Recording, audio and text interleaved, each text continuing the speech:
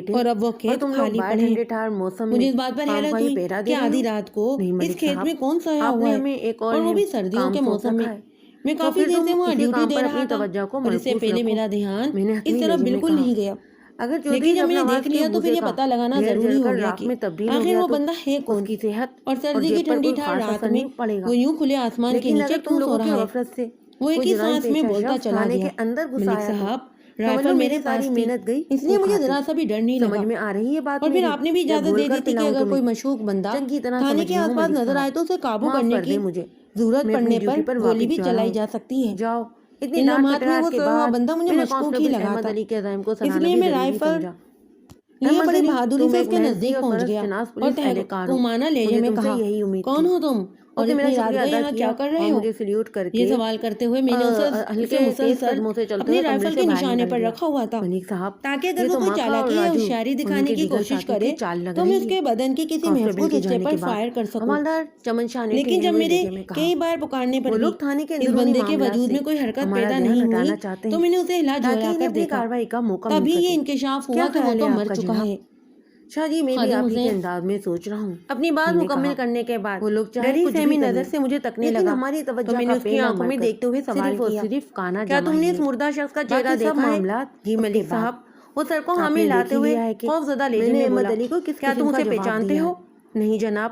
میرے ان الفاظ سے میں نے آپ کو حوالدار کی بخوبی طرف دیکھتے ہوئے اندازہ ہو کہا، گیا ہوگا کہ شاہ جی میری آپ پہلی خادم ترجیح حسین کے کیا ہے۔ ساتھ جا کر جی ذرا بالکل، اس لاش کا میں سمجھ ابتدائی سکتا جائزہ ہوں لیں ملک صاحب۔ تاکہ بنیادی شاید وہ اپنے معلومات کانا سامنے جمع آ کے سکے۔ مشورے کی وہ تاہمیں کہ جھانکا باقاعدہ نہیں ہے شاہ کارروائی جی۔ تو سورج ان کی اگنے کے وضاحت کرتے کی تو بات مہربانی ہوگی اس کی جناب روشنی کی۔ میں ہی کی جا وہ سکے گی۔ شائستہ سے لہجے میں بولا، آپ یہاں کے آپ کا لوگوں کو اشارہ مجھ سے کس زیادہ طرف ہے؟ جانتے اور پہچانتے میں نے ہیں، تھوڑی دیر اسی پہلے لیے میں آپ کو بھیج اس رہا نے ہوں۔ تھوڑی دیر پہلے ہمیں عین مشورہ ممکن ہے دیا کہ تھا اس بندے کی جب آپ ہمارے شناخت کر لیں، ماکا اور تاکہ راجو جس کے تھانے بعد کے قریب ہمارا ہی کام آسان کہیں ہو جائے، موجود ہیں تو پھر ہم اور نے ہاں اپنے عملے کے ساتھ میں آپ تمام افراد کو لالٹین بھی لے جائیں۔ اور گرفتاری اوکے کے لیے ملک آس پاس صاحب، کے علاقے میں میں پھیلا بکے کی دینا جانب چاہیے۔ روانہ ہو رہا ہوں۔ میں نے یاد چمن دلانے شاہ والے نے انداز پرعزم میں لہجے کہا، میں کہا، یعنی اس اور کی چائے دلی کے خواہش لیے ہے کہ معذرت اس چاہوں تھانے گا، کا سارا اب عملہ چائے کی باہر چلا ضرورت بھی جائے نہیں رہی شاہ جی، تاکہ میں اگر نے اس کے ٹھوس ذہن میں انداز میں کوئی کہا۔ خطرناک خادم حسین کی شیطانی اطلاع نے منصوبہ تو پڑ میری رہا ہے نیند تو اڑا دی ہے۔ اس پر عمل چمن شاہ نے مائنہ خیز کرنا انداز میں مجھے آسان ہو دیکھا، جائے۔ پھر خادم حسین کے ساتھ میرے بالکل کمرے ملک سے صاحب، نکل گیا۔ اس طرف تو میرا میں واقعی ان میں کے ساتھ دھیان ہی نہیں گیا۔ تھانے کے گیٹ تک یہ آیا۔ کانا دجال تو بہت ہی چال باز اور منصوبہ ساز مجرم ہے ملک صاحب، لیکن ہم ان کی کوئی چال اور کوئی منصوبہ پھیلنے اور پھولنے نہیں دیں گے شاہ جی۔ میں نے چٹانی لہجے میں کہا۔ وہ تعدل سے بولا، انشاءاللہ۔ ہمارے درمیان سنجیدہ نوعیت کی گفتگو جاری تھی کہ حوالدار نے مجھ سے پوچھ لیا، ملک صاحب آپ نے احسان اللہ کو کوٹ غازی کلاں کیوں بھیجا؟ ابھی تک مجھے اتنی فرصت نہیں ملی تھی کہ میں چمن شاہ کو اپنے پروگرام کی اس تبدیلی کے بارے میں بتاتا۔ کوارٹر سے نکلنے کے بعد تو میں کانا جمع کے ساتھ مصروف ہو گیا تھا۔ تھانے کی اگبی جانب میرا کوارٹر ہے اور میں نے پوری رات جاگنے کا فیصلہ کر لیا ہے، اس لیے اس طرف کسی اور کی ڈیوٹی کی ضرورت نہیں تھی۔ میں نے حوالدار کے سوال کے جواب میں بتایا، اور احسان اللہ کو کوٹ غازی کلاں بھیجنے کا دوسرا سبب یہ ہے کہ میں نے کانا جمع کو اس گاؤں کے نزدیکی جنگل سے گرفتار کیا ہے، اور اس لٹے پٹے پردیسی جوڑے کا میزبان بابا حیاتہ وہاں کا پرانا رہنے والا ہے۔ میں اس مزارے کو تھانے بلا کر تھوڑی تفتیش کرنا چاہتا ہوں، اور ان دونوں مہمانوں کو ان کے مزارے کے سپرد کرنا بھی ضروری ہے۔ اس وقت باہر کی صورتحال ہے، اس میں داؤد اور چھمیا کا اکیلے گوٹ غازی کلاں کی طرف جانا بالکل ٹھیک نہیں۔ وہ اپنا سب کچھ لوٹا چکے ہیں، اب کی بار اگر ڈاکوؤں نے انہیں راستے میں کہیں گھیر لیا تو وہ انہیں کیا دیں گے، اور ان دونوں کو خالی پا کر ڈاکو انہیں جو ہے جانی نقصان بھی پہنچا سکتے ہیں۔ یہ تو آپ بالکل ٹھیک کہہ رہے ہیں ملک صاحب، وہ تشویش بھرے لہجے میں بولا، لیکن میں سمجھ نہیں پا رہا ہوں کہ آپ بابا حیاتہ سے کس قسم کی پوچھ تاچھ کرنا چاہتے ہیں۔ مجھے شک ہے کہ کانا جمع کے ساتھیوں میں سے بعض نے کوٹ غازی کلاں میں پناہ لی ہوگی۔ میں نے سوچ میں ڈوبے ہوئے لہجے میں کہا، بابا حیاتہ کئی پشتوں سے وہاں کا رہنے والا ہے، وہ ڈاکو کے اس گروہ کے بارے میں یقیناً جو ہے گہری معلومات رکھتا ہوگا، اور جہاں تک آدھی رات کو اس مزارے کو تھانے بلا کر تفتیش کرنے کا سوال ہے تو اس بارے میں مجھے خود معلوم نہیں۔ چمن شاہ، بس میں جیسے ہی عشاء کی نماز سے فارغ ہوا، میرے ذہن میں بابا حیاتہ سے ملاقات کرنے کا خیال پیدا ہوا۔ یہاں تھانے میں جو حالات چل رہے ہیں، ان کو دیکھتے ہوئے میں اس وقت تک بیرونی سرگرمیوں کا حصہ نہیں بن سکتا جب تک میں ان آنی سور ڈاکوؤں کے سردار کو حوالہ عدالت نہیں کر دیتا۔ کانا جمعہ ایک بھاری ذمہ داری کے طور پر آپ کے پیشہ ورانہ فرائض کا حصہ بنا ہوا ہے، حوالدار نے کہا۔ میں آپ کی مجبوری کو سمجھ سکتا ہوں ملک صاحب، مجھے پوری امید ہے کہ بابا حیاتہ کے اندر سے کچھ ایسا ضرور نکلے گا جو کانا جمع کے معاملے میں ہمارے لیے بہت فائدہ مند ثابت ہوگا۔ میں نے پرخیال انداز میں کہا، میں اچھی طرح جانتا ہوں کہ مجھے جب بھی نماز کے دوران میں یا نماز کے بعد اچانک کوئی خیال آیا تو وہ کبھی رائے گا نہیں گیا۔ ایسی سوچ کا کوئی نہ کوئی مقصد ضرور ہوتا ہے۔ آسان الفاظ میں یوں سمجھ لیں کہ قدرت ایسے اشاروں سے میری مدد کر رہی ہوتی ہے، اور قبل از وقت ایسے معاملات کی وضاحت کرنا ممکن نہیں ہوتا۔ حوالدار نے ہاں میں گردن ہلا کر میری بات کو سمجھ لینے کی تصدیق کی، پھر چونکتے ہوئے لہجے میں کہا، ملک صاحب یہ آواز کیسی ہے؟ میں نے چمن شاہ کے سوال پر دھیان دیا تو مجھے برآمدے کی جانب سے ایسی آوازیں سنائی دیں جیسے کوئی بلی یا کتا کسی شے کو کھگوڑ رہا ہو۔ میں نے حوالدار کی طرف دیکھتے ہوئے کہا، آپ نے غلط نہیں سنا شاہ جی، یہ آواز برآمدے کی طرف سے آ رہی ہے۔ اس وقت آدھی رات کا عمل تھا، اور تھانے کی چار دیواری کے اندر میرے اور حوالدار کے سوا کوئی اور موجود نہیں تھا، اور ہم دونوں میرے کمرے میں بیٹھے ہوئے تھے۔ ہمارا اسٹاف، دیگر اسٹاف یعنی 4 کانسٹیبل، نصیر احمد، احمد علی، خادم حسین اور احسان اللہ آج کی رات تھانے کے باہر اسپیشل ڈیوٹی پر موجود تھے۔ میں جا کر دیکھتا ہوں ملک صاحب، حوالدار اٹھ کر کھڑا ہوتے ہوئے بولا۔ کہیں کوئی آوارہ کتا یا بلی کھانے وغیرہ کی تلاش میں اندر نہ گھس آئے ہوں۔ میں نے حامی سر ہلانے پر اکتفا کیا۔ چمن شاہ میرے کمرے سے نکل گیا اور 10 منٹ سے پہلے بھی واپس آ گیا اور دوبارہ میرے سامنے بیٹھنے کے بعد بولا، ہمارے دونوں مہمان ابھی تک جاگ رہے ہیں ملک صاحب۔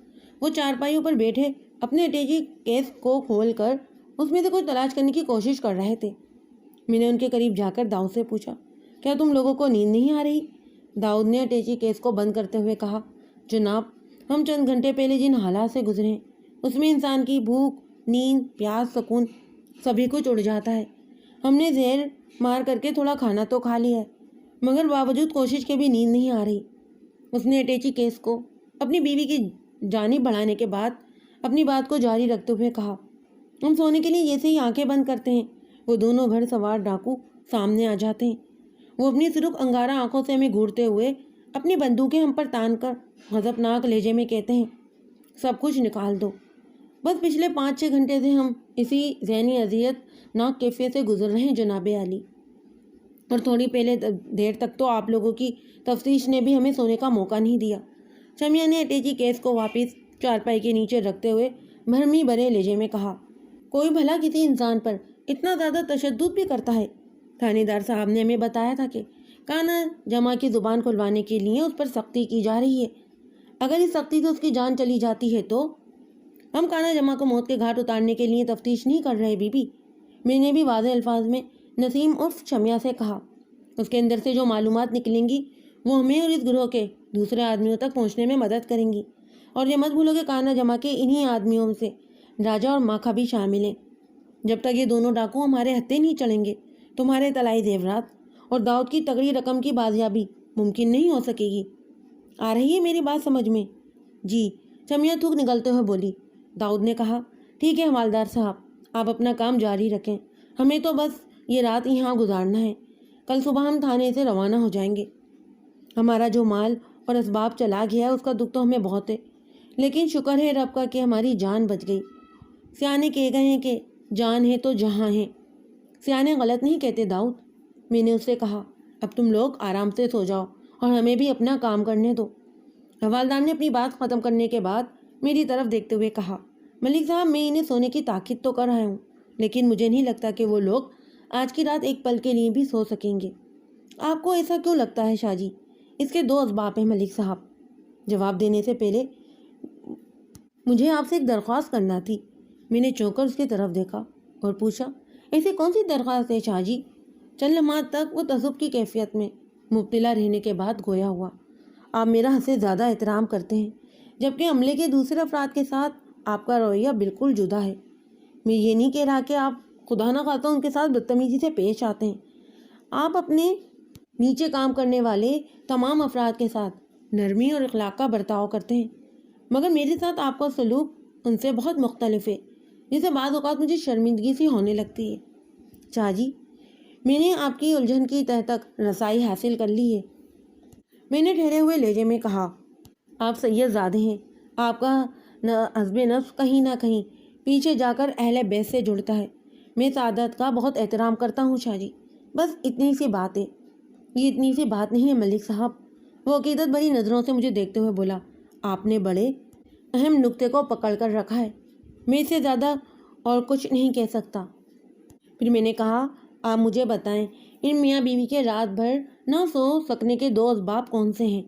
نمبر 1، ان کے ساتھ آج شام میں جو صحنیہ پیش آیا ہے وہ داؤد اور شمیہ کے حساب کو توڑنے اور ان کے حواس کو جھوڑنے کے لیے کافی ہے، وہ وضاحت کرتے ہوئے بولا۔ نمبر 2، 1 گھنٹے کی مدت گزر جانے کے بعد بھی کانا جمع نے زبان نہیں کھولی تو ہم اس کا جو حشر کرنے جا رہے ہیں وہ اسے بے دریغ چیخنے پر مجبور کر دے گا، اور اس مردود کی اذیت ناک چیخیں تھانے کی چھت اور در و دیوار کو ہلا کر رکھ دیں گی، اور کانا جمع جس درد بھرے انداز میں چیخے اور چلائے گا وہ سما انہیں کیا خاک سونے دے گا۔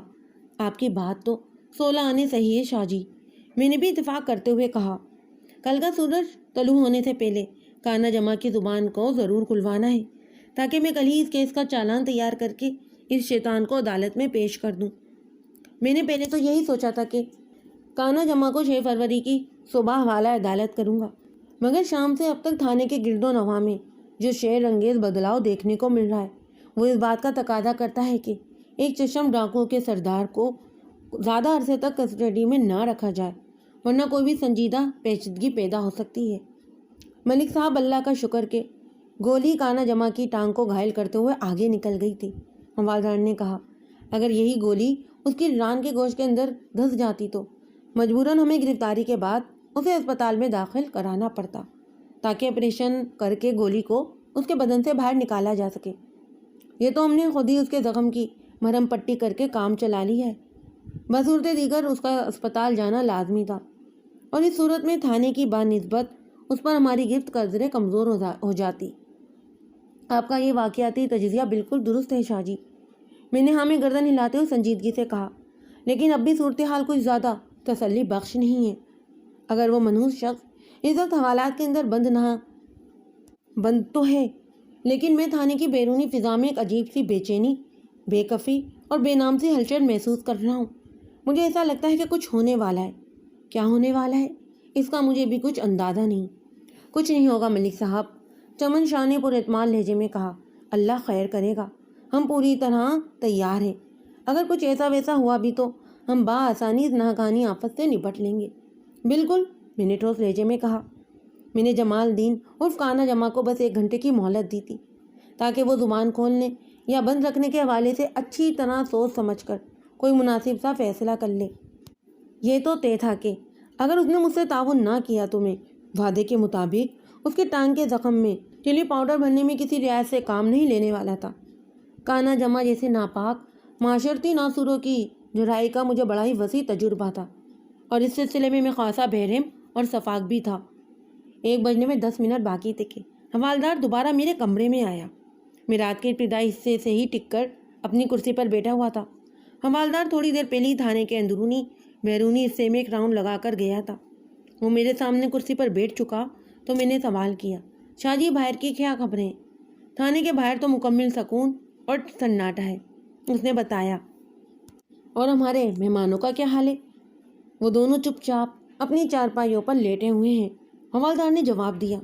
وہ واقعی سو چکے ہیں یا ایسے ہی آنکھیں بند کیے نیند کی آمد کا انتظار کر رہے ہیں؟ اس بار بھی میں یقین سے کچھ نہیں کہہ سکتا۔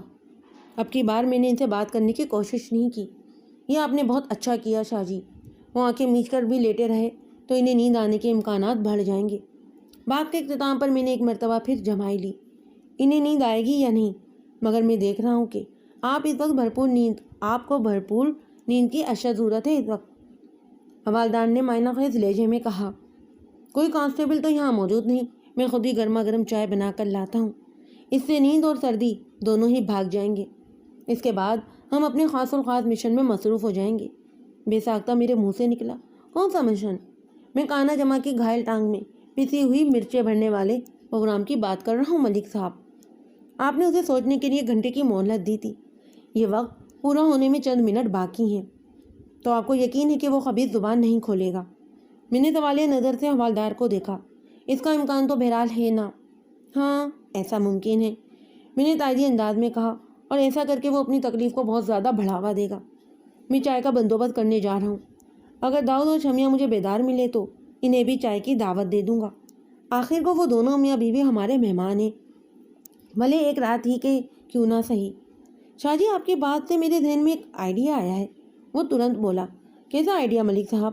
اگر ہمارے مہمان واقعی جاگ رہے ہیں اور انہیں چائے کی طلب بھی محسوس ہو رہی ہے تو یہ نیک کام چھمیا سے بھی لیا جا سکتا ہے۔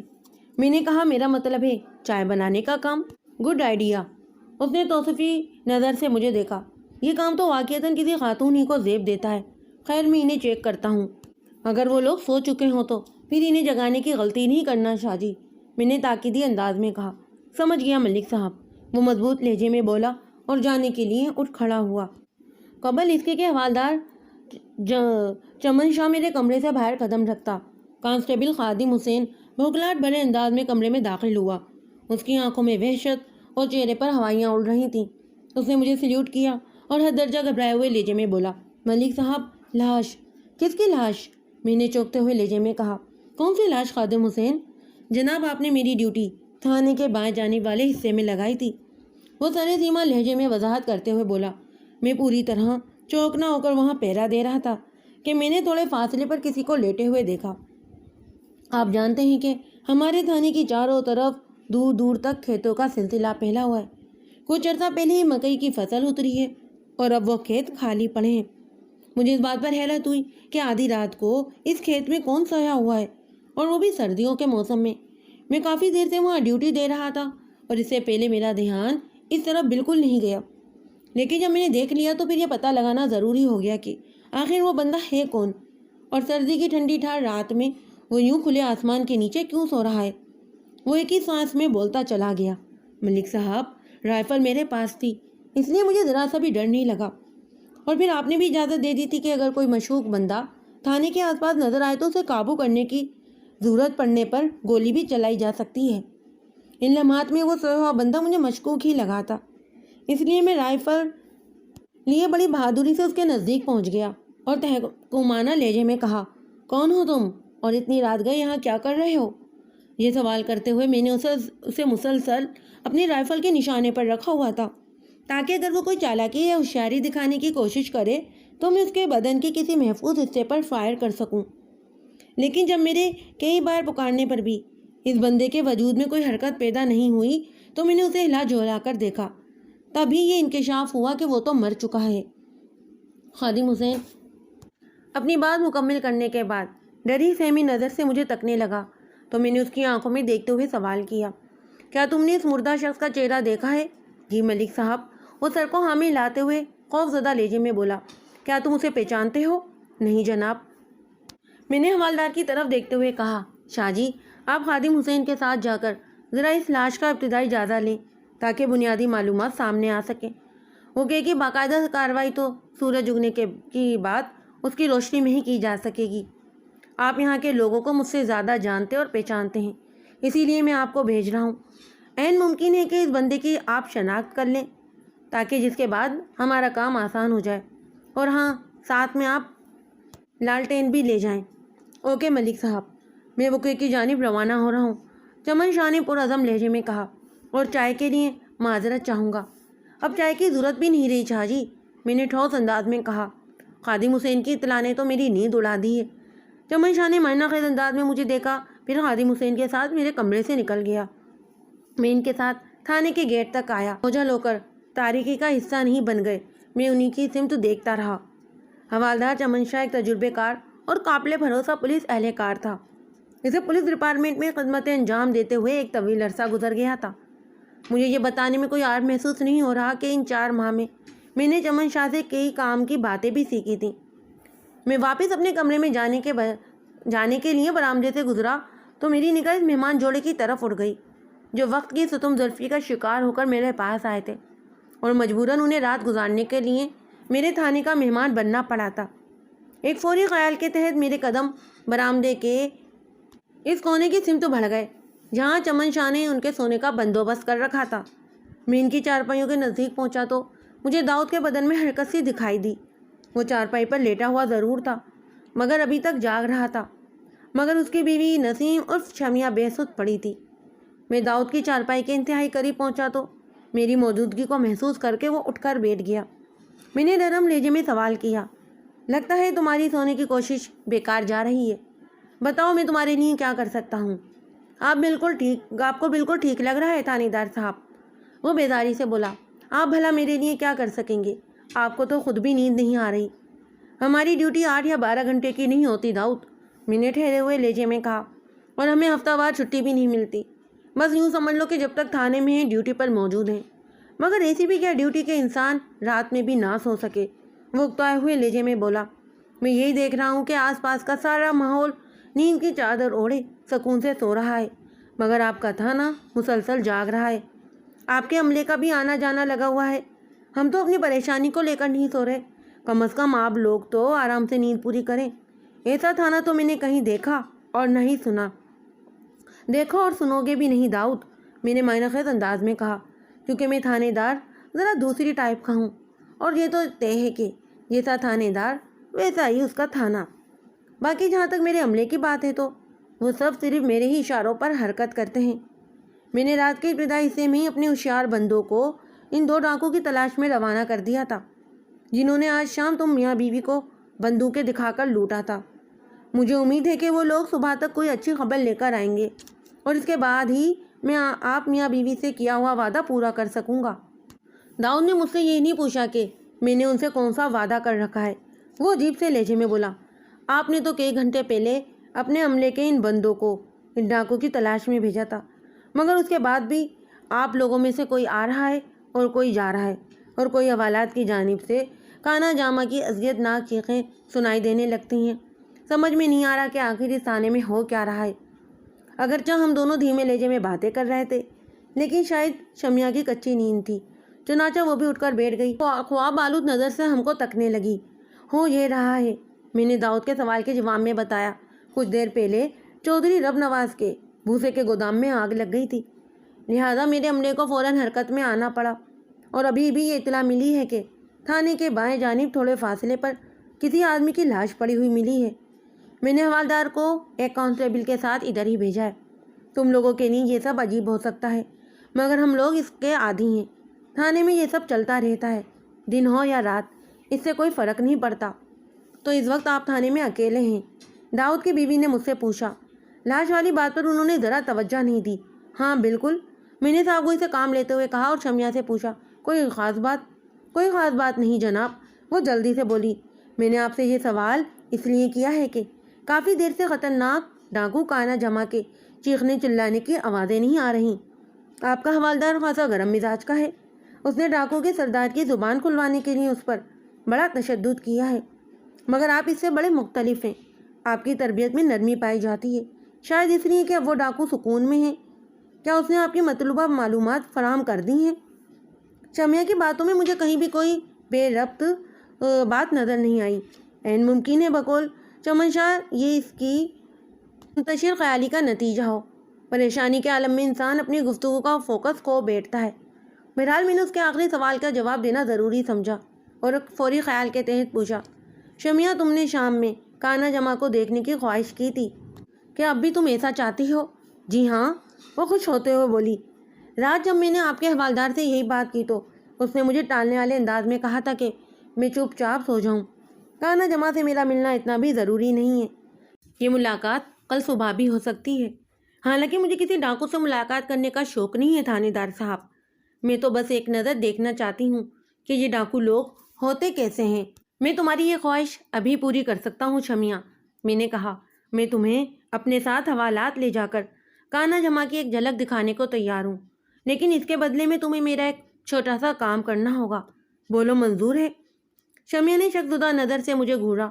وہ میری بات کا کوئی غلط مطلب لے بیٹھی تھی اور اس میں اس بیچاری کا قصور بھی نہیں تھا۔ آدھی رات کے وقت اگر ایک پولیس والا کسی عورت سے کہے کہ اس سے کوئی ضروری کام ہے تو اس کا دھیان پولیس والے کی بدنیتی کی طرف ہی جائے گا۔ آپ کو اس وقت میری بیوی سے کیا کام ہے تھانے دار صاحب؟ داؤد نے قدرے سخت اور محتاط لہجے میں مجھ سے کہا۔ ایسی کوئی بات نہیں جیسا تم لوگ سوچ رہے ہو۔ میں نے ان دونوں کے چہروں کے تاثرات کا باریک بینی سے جائزہ لینے کے بعد ٹھہرے ہوئے اور سمجھانے والے انداز میں کہا، دراصل آپ لوگوں کو نیند نہیں آ رہی اور میرے تھانے میں آج رات کچھ زیادہ ہی مصروفیت ہے، جس کی وجہ سے مجھے جاگنا پڑ رہا ہے، اور اتفاق سے اس وقت میرا زیادہ اسٹاف تھانے سے باہر اپنی ڈیوٹی کر رہا ہے۔ اس صورتحال میں اگر شمیہ ہم سب کے لیے چائے بنا دے گی تو سردی اور نیند کا مقابلہ کرنے میں کافی آسانی ہو جائے گی۔ میں نے نیند بھگانے والی بات اپنے لیے کی تھی، آپ لوگوں کو تو ویسے بھی نیند نہیں آ رہی۔ اوہ تو یہ بات ہے، داؤد ایک گہری اور پرسکون سانس لیتے ہوئے بولا۔ میں تو کچھ اور ہی سمجھ بیٹھا تھا۔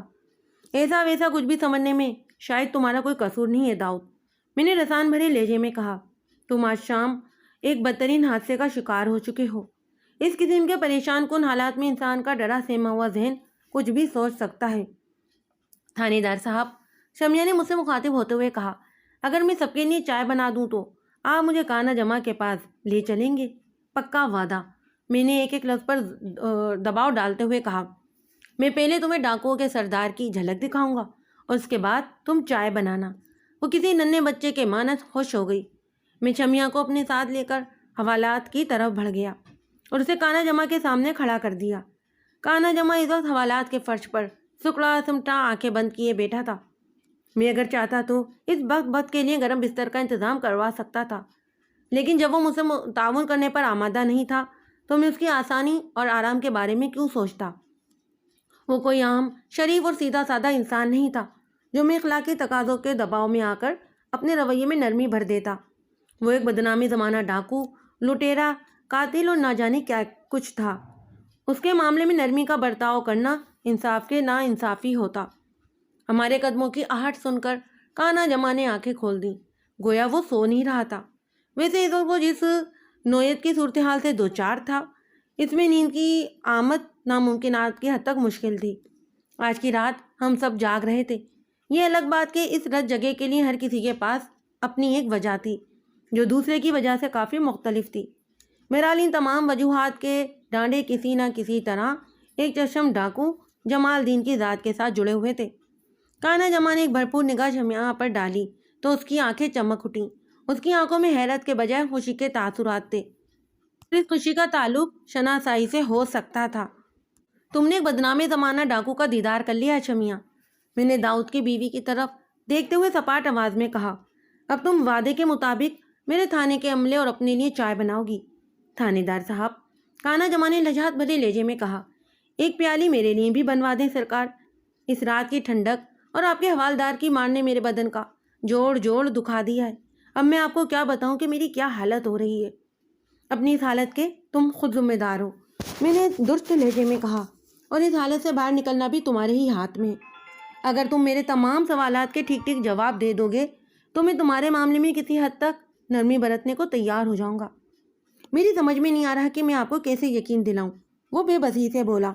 میں اپنے کسی گروہ کے آدمی کے موجودہ ٹھکانے کے بارے میں کچھ نہیں جانتا۔ ٹھیک ہے، میں نے دو ٹوک اور شفاق لہجے میں کہا، پھر تمہارے لیے شمع نہیں، حوالدار چمن شاہ چائے بنائے گا، اور وہ بھی مرچوں والی۔ کانا کینا توز انداز میں مجھے گھور کر رہ گیا۔ میں شمع کے ساتھ آگے بڑھ گیا۔ میں دراصل شمع کو وہ جگہ دکھانا چاہتا تھا جہاں چائے بنانے کا تمام سامان رکھا ہوا تھا، لیکن قبل اس کے کہ میں مطلوبہ مقام تک رسائی حاصل کرتا، کانسٹیبل احسان اللہ بابا حیاتہ کو لے کر تھانے پہنچ گیا، اور ان دونوں نے گرم چادروں کی بغلیں مار رکھی تھیں جس کی وجہ سے ان کے چہرے پوری طرح دکھائی نہیں دے رہے تھے۔ شمع، تم تھوڑی دیر کے لیے برآمدے میں اپنے خاوند کے پاس جا کر بیٹھو، حوالدار چمن شاہ بھی واپس آنے والا ہے، پھر تم سب کے لیے ایک ساتھ چائے بنانا۔ جی ٹھیک ہے، وہ فرما برداری سے بولی اور برآمدے کی جانب بڑھ گئی۔ میں بابا حیاتہ کو لے کر اپنے کمرے میں آ گیا۔ کانسٹیبل احسان اللہ کو میں نے باہر ہی رکنے کا کہہ دیا تھا۔ حیات محمد عرف بابا حیاتہ کی عمر 60 سے اوپر تھی۔ وہ پتلے بدن کا مالک ایک عام سا کاشتکار تھا، تاہم اس وقت اس کے چہرے پر عام سے تاثرات نہیں تھے۔ وہ اپنے آدھی رات کو تھانے بلائے جانے پر خاصا خفا دکھائی دیتا تھا۔ میں نے اس کی مشکل کو آسان کرنے کی غرض سے نرم لہجے میں کہا، بابا حیاتہ، میں اس تکلیف کے لیے تم سے معذرت چاہتا ہوں، لیکن ایک مجبوری کی خاطر تمہیں اس رات تھانے میں بلایا ہے۔ ایسی کیا مجبوری آن پڑی تھی تھانے دار صاحب؟ میرے معذرتی الفاظ نے اس کی کلفت کو ظاہر کر دیا۔ اس نے مجھ سے سوال کیا، آپ کے کانسٹیبل نے مجھے بتایا ہے کہ آپ کانا جمع کے بندوں کے ٹھکانے وغیرہ کے بارے میں مجھ سے پوچھ تاچھ کرنے کا ارادہ رکھتے ہیں، اور مجھے اس بات کا علم ہو چکا ہے کہ آپ نے اس خطرناک ڈاکو کو گرفتار کر لیا ہے، لیکن یقین جانے کہ میں اس کے ساتھیوں کے بارے میں کچھ نہیں جانتا۔ میں تو ایک سیدھا سادہ اور امن پسند کاشتکار ہوں جناب والا۔ اگر تم کانا جمع اور اس کے گروہ کے افراد کے بارے میں کسی قسم کی معلومات نہیں رکھتے تو اس میں کوئی قباحت نہیں، لیکن یہاں پر بات ختم نہیں ہو جاتی۔ میں نے بابا حیاتہ کے چہرے پر نگاہ جما کر ٹھوس انداز میں کہا، اس گروہ کے 2 ڈاکوؤں راجو اور ماکھا نے آج شام تمہارے 2 مہمانوں کو بھی لوٹا ہے۔ اور میرے 2 مہمان؟ میری بات مکمل ہونے سے پہلے ہی وہ بول اٹھا، آپ کن لوگوں کا ذکر کر رہے ہیں تھانے دار صاحب؟ بابا حیاتہ کے سنسنی خیز سوال نے مجھے چونکنے پر مجبور کر دیا۔ میں نے قدرے سخت لہجے میں کہا، میں داؤد اور اس کی بیوی شمع کی بات کر رہا ہوں۔ داؤد گجران والا کے محلہ باغبان پورہ میں برتن بنانے کا ایک کارخانہ چلاتا ہے، اور اس کی 10 ایکڑ زرعی اراضی تمہاری مزارت میں ہے۔ وہ ہر سال ایک رات کے لیے تمہارے پاس آتا ہے اور اگلی صبح واپس چلے جاتا ہے۔ کل شام بھی وہ اپنی بیوی شمع کے ساتھ ادھر جلال پور بٹیا آیا تھا، مگر اس وقت تک کوٹ غازی کلا جانے والا آخری ٹانگا نکل چکا تھا، اس لیے وہ دونوں تمہارے پاس پہنچ نہ سکے، اور پھر راجو اور ماکھا نے انہیں لوٹ لیا۔ میں نے ذرائع ہمدردی رات گزارنے کے لیے انہیں تھانے میں جگہ دے دی ہے۔ ابھی تم نے جس عورت کو میرے ساتھ دیکھا وہ داؤد کی بیوی چھمیا ہے۔ داؤد بھائی برآمدے میں ایک چارپائی پر لیٹا یا بیٹھا ہوا ہے۔ ہاں، میں نے ایک بندے کو برآمدے میں ایک خوبصورت عورت کو آپ کے ساتھ دیکھا ہے، مگر میں ان میاں بیوی کو بالکل نہیں جانتا تھانے دار صاحب، وہ انکشاف انگیز لہجے میں بولا۔ بابا حیاتہ کے جواب نے مجھے ذرا تاپا ہلا کر رکھ دیا۔ اس کا تو سیدھا سیدھا یہی مطلب تھا کہ داؤد اور چھمیا نے مجھ سے صریحاً غلط بیانی کی، یا پھر میرے سامنے بیٹھا ہوا وہ کاشتکار جھوٹ کا سہارا لے رہا تھا۔ جب کوئی انسان دانستہ جھوٹ بولتا ہے تو اس کے پیچھے اس کا کوئی خاص مقصد پوشیدہ ہوتا ہے۔ ان دونوں پارٹیوں میں کون سچا اور کون جھوٹا تھا اس کا فیصلہ بہت ضروری ہو گیا تھا۔ میں نے باہر موجود کانسٹیبل کو آواز دی۔ احسان اللہ ان لمحات میں میرا ذہن طوفانی رفتار سے مختلف زاویوں پر طبع آزمائی کر رہا تھا۔ کسی بھی نازک معاملے میں سچ اور جھوٹ کے بیچ ایک بہت باریک سی نادیدہ لائن موجود ہوتی ہے۔ اس لائن کے پار دیکھنے والا ہی سچ تک رسائی حاصل کرنے میں کامیاب ہو پاتا ہے۔ اس مقصد کے حصول کے لیے میرے دماغ میں یہی آیا تھا کہ دونوں پارٹیوں کو آمنے سامنے بیٹھا کر بات کرنا چاہیے تاکہ دودھ کا دودھ اور پانی کا پانی الگ ہو جائے۔ یس سر، میری پکار پر کانسٹیبل احسان اللہ نے میرے سامنے حاضر ہونے کے بعد مؤدب لہجے میں کہا، ان دونوں میاں بیوی کو اپنے ساتھ لے کر یہاں آ جاؤ، ان سے کہنا کہ میں نے ایک ضروری کام سے بلایا ہے۔ اوکے ملک صاحب۔ جب وہ میرے کمرے سے نکلنے لگا تو میں نے ایک فوری خیال کے تحت ان الفاظ میں اضافہ کر دیا، جب تم انہیں یہاں پہنچا دو تو واپس جا کر ان کے اٹیچی کیس کو چارپائی سے نیچے نکال کر ریکارڈ روم کے الماری کے اندر چھپا دینا۔ سمجھ گیا ملک صاحب، کانسٹیبل نے کہا، آپ کے حکم کی تعمیل ہوگی۔ موجودہ صورتحال میں میرا دماغ چھوٹی اور بڑی ہر معامولی نظر آنے والی چیزوں پر زیادہ فوکس کر رہا تھا۔ بابا حیاتہ کے بیان نے میری سوچ کی بساط کو الٹ کر رکھ دیا تھا۔ اگر وہ بوڑھا کاشتکار کوئی ڈرامہ نہیں کر رہا تھا تو پھر ان میاں بیوی کی طرف سے مجھے ریڈ الرٹ ہونا تھا، اور میں بھی کچھ ایسا ہی کر رہا تھا۔ بابا حیاتہ تم دوبارہ گرم چادر کی بغل مان لو تاکہ داؤد اور چھمیا تمہارے چہرے کو نہ دیکھ سکیں، میں نے تاکیدی انداز میں کہا، اور جب تک میں نہ کہوں تم اپنے چہرے سے چادر کو ہٹانا نہیں۔ میری بات تمہاری سمجھ میں آ رہی ہے نا؟ سمجھ گیا ملک صاحب۔ بات کے اختتام پر اس نے گرم چادر اس طرح بغل ماری کہ اس کی ناک اور ہونٹی کھلے ہوئے تھے، یا پھر کسی حد تک آنکھیں۔ باغی کا تمام چہرہ اس کی چادر میں محفوظ تھا۔ آئندہ 2 منٹ میں کانسٹیبل اور داؤد چھمیا کو میرے کمرے میں پہنچا کر واپس چلا گیا تاکہ اٹیچی کیس کے حوالے سے وہ میرے حکم کی تعمیل اور اپنے کام کی تکمیل کر سکے۔ تھانے دار صاحب، آپ نے ہمیں کسی ضروری کام سے بلایا ہے، داؤد نے کہا۔ کہیں آپ ہم میاں بیوی سے چائے بنوانے کا تو ارادہ نہیں رکھتے؟ چائے کا معاملہ تو بعد میں دیکھیں گے، میں نے اس کی آنکھوں میں جھانکتے ہوئے سوال کیا۔ فی الحال تو میں آپ لوگوں کو ایک خطرناک ڈاکو کی شناخت کے لیے یہاں بلایا ہے۔ ہو سکتا ہے کہ یہ انہی 2 ڈاکوؤں میں سے کوئی ایک ہو جنہوں نے شام سے تھوڑی دیر پہلے آپ دونوں کو خطرناک بندوقوں کے نشانے پر رکھ کر لوٹ لیا تھا۔ آپ کس ڈاکو کی بات کر رہے ہیں؟ داؤد نے سرسراتی ہوئی آواز میں سوال کیا، پھر تیز نظر سے چادر پوش بابا حیاتہ کی طرف دیکھا۔ تمہاری نظر کا نشانہ خطا نہیں گیا داؤد، میں نے بصطور اس کے چہرے کے تاثرات کا جائزہ لیتے ہوئے ٹھوس آواز میں کہا۔ میں اسی ڈاکو کی بات کر رہا ہوں، اس بندے نے تو اپنا چہرہ چھپا رکھا ہے۔ داؤد نے الجھن زدہ لہجے میں کہا۔ میں اس کی شناخت کیسے کروں؟ مانا کہ میرا حافظہ بہت تیز ہے، مگر میں چادر کے پیچھے تو نہیں دیکھ سکتا نا تھانے دار صاحب۔ میں تمہاری مشکل کو آسان کر دیتا ہوں، میں نے بابا حیاتہ کی طرف دیکھتے ہوئے ان الفاظ میں اضافہ کر دیا۔ چاچا ذرا اپنا چہرہ کھول کر ان لوگوں کو دکھاؤ۔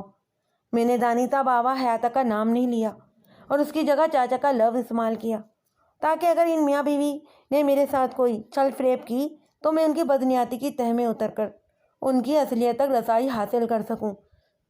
بابا حیاتہ نے میرے حکم پر اپنے چہرے کو ان دونوں کے سامنے نمایاں کر دیا۔